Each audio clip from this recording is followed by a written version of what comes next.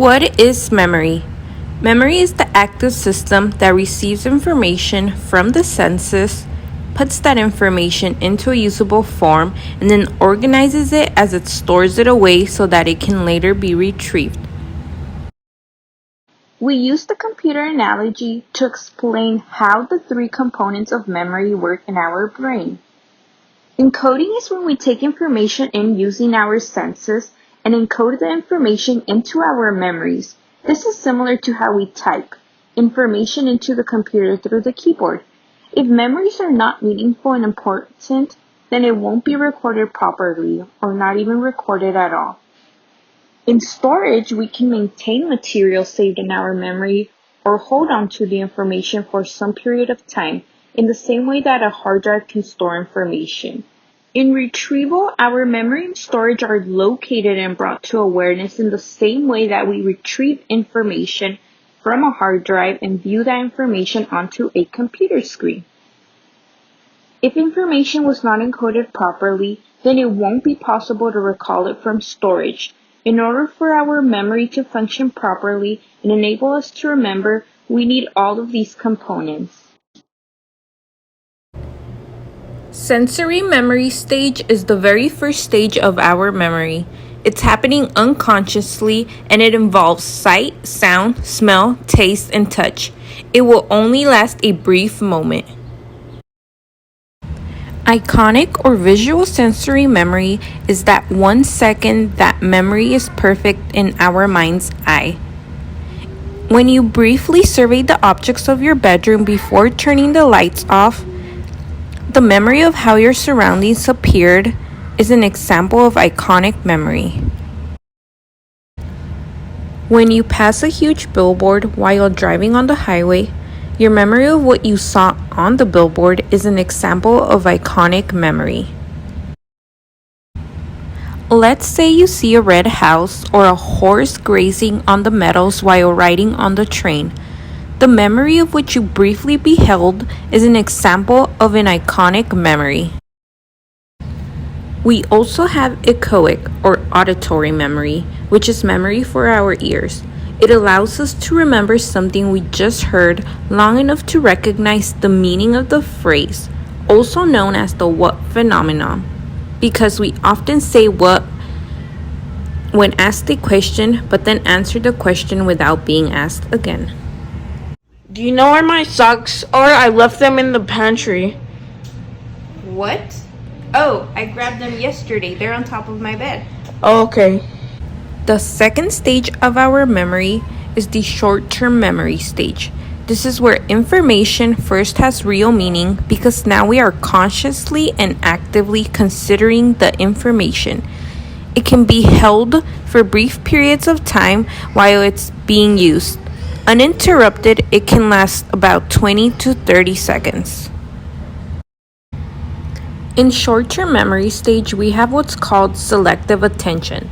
This is the process of how information goes from sensory memory to short-term memory, also called the cocktail effect. Some examples are listening to your favorite podcast while driving to work or having a conversation with a friend in a crowded place.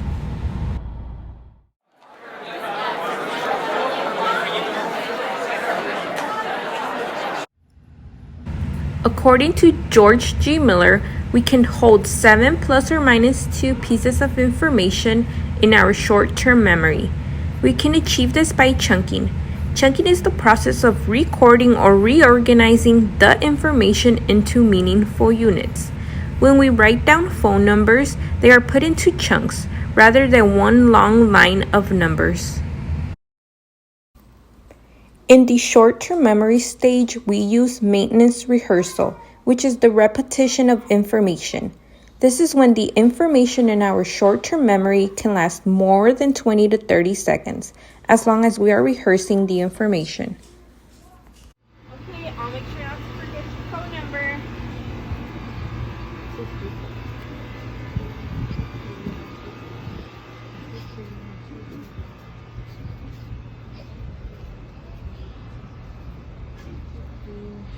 Hey Marlene, can I borrow $1? I only have 49, but I need 50.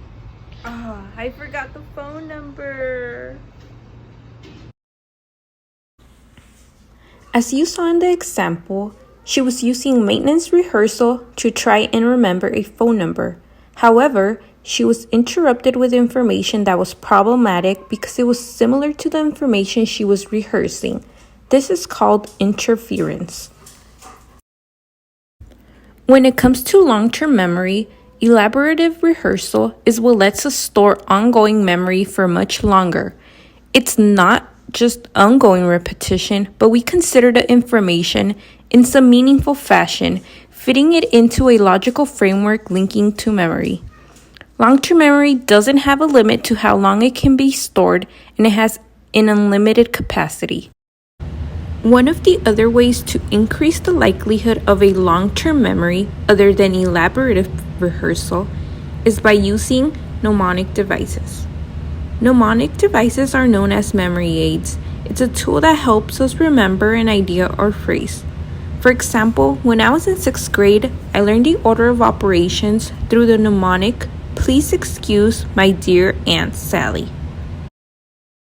We also have different types of long-term memory. First, there's procedural long-term memory. This is what enables us to perform specific skills, such as swimming. Next, we have declarative long-term memory, which is related to factual information. The color of the grass. Green. What is the capital of Paris? France. What do you do when you add something? You put the numbers together.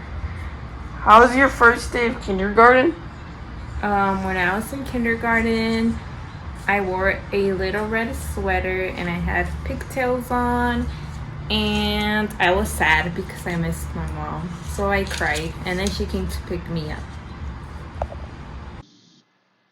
Semantic networks is one of the main ways that our long-term memory works. It is the mental representation of clusters of interconnected information.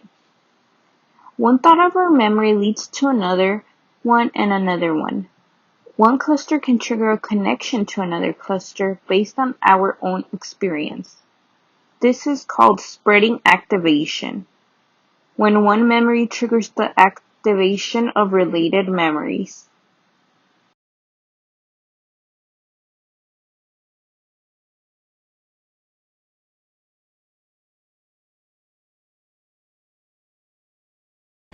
Our brain also has to recall long-term memory because long-term memory has an unlimited capacity for information, which can make it hard to retrieve information sometimes. This is exemplified through the tip of the tongue phenomenon, in which we are unable to recall information that we realize we know, but is hard to retrieve from the long-term memory.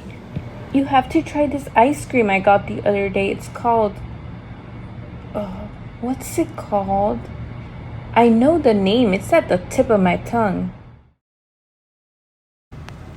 Because our long-term memory is so vast with an unlimited capacity to sort through, we also use retrieval cues, which is any stimulus that allows us to recall more easily information that is in our long-term memory. It can be a word, an emotion, a sound, or a smell. I was doing my homework last week when I looked out the window to the pool, and I told myself I needed to call my mom. So I pushed it to the back of my memory for later.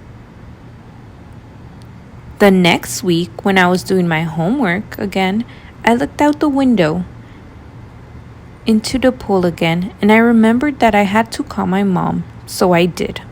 Looking out the window at the pool again retrieved my memory from last week. The 3 stages to the information processing model. Whatever memories aren't used will be forgotten. Even memories in the long-term stage can decay.